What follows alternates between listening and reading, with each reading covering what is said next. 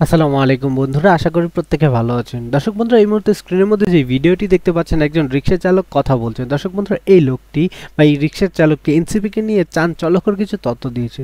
দর্শক বন্ধুরা, আমরা সকলেই জানি 24শে জুলাই গণ অভ্যুত্থানের পর দেশ থেকে শেখ হাসিনা বা আওয়ামী লীগ সরকারের পতন হয়। সেই আওয়ামী লীগ সরকার পতনের পর থেকেই দেশ চলে যায় ছাত্র জনতার হাতে। এই ছাত্র জনতা যখন যা চাইছে তখনই বর্তমানের প্রধান উপদেষ্টা বা বর্তমান সরকার তা করতে বাধ্য। দর্শক, বলাই চলে 24শে জুলাই গণ অভ্যুত্থানের পর থেকে পুরো দেশটাই যেন ছাত্র সমন্বয়করা মিলে কন্ট্রোল করছে। এই ধরনের কথা বলে রিকশা চালক বলেন, দেশটা এখন ছাত্র সমন্বয়কদের হাতে। কোনো কিছু হলেই শুধু ছাত্র সমন্বয়ক। এক জায়গায় যে একদল যদি চাঁদাবাজিও করে, সেখানেও তারা ছাত্র সমন্বয়করা এখন ধরা পড়ছে। এই জুলাই মাস ছিল মানুষের বিজয় উল্লাসের মাস, কিন্তু দেখে নিন একসময় এই জুলাই মাসটাই হবে মানুষের সবচেয়ে ঘৃণিত মাস। কেননা এই জুলাইটাকে তারা ধ্বংস করে দিচ্ছে। এখন বাংলাদেশের মানুষ যে নতুন বাংলাদেশের স্বপ্ন দেখেছিল, সেটা পুরোপুরিভাবে নষ্ট করে দিয়েছে বর্তমানে ছাত্র সমন্বয়ক।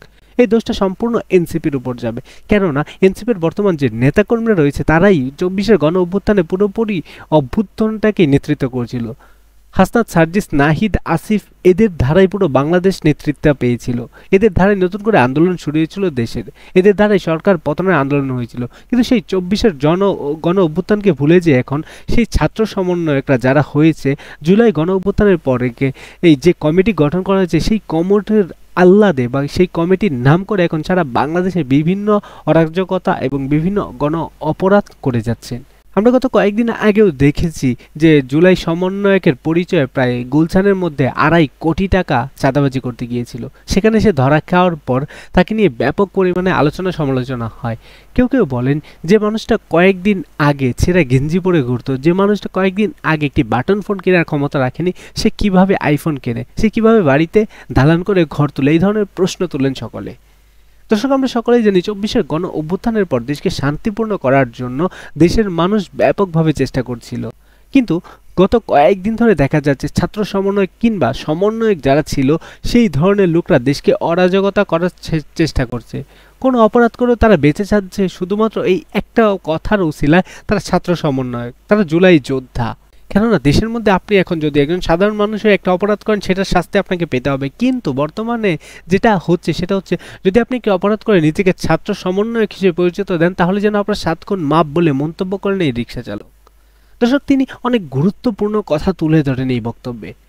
তিনি বলেন, হ্যাঁ মানলাম বাংলাদেশে আওয়ামী লীগ ভালো না, আওয়ামী লীগ সরকার ভালো ছিল না, কিন্তু বাংলাদেশে ধরেন কমপক্ষে 6 কোটি মানুষ আওয়ামী লীগ করে। আপনারা কি তাদের সকলকে কি বুড়িগঙ্গায় চুবিয়ে মারবেন?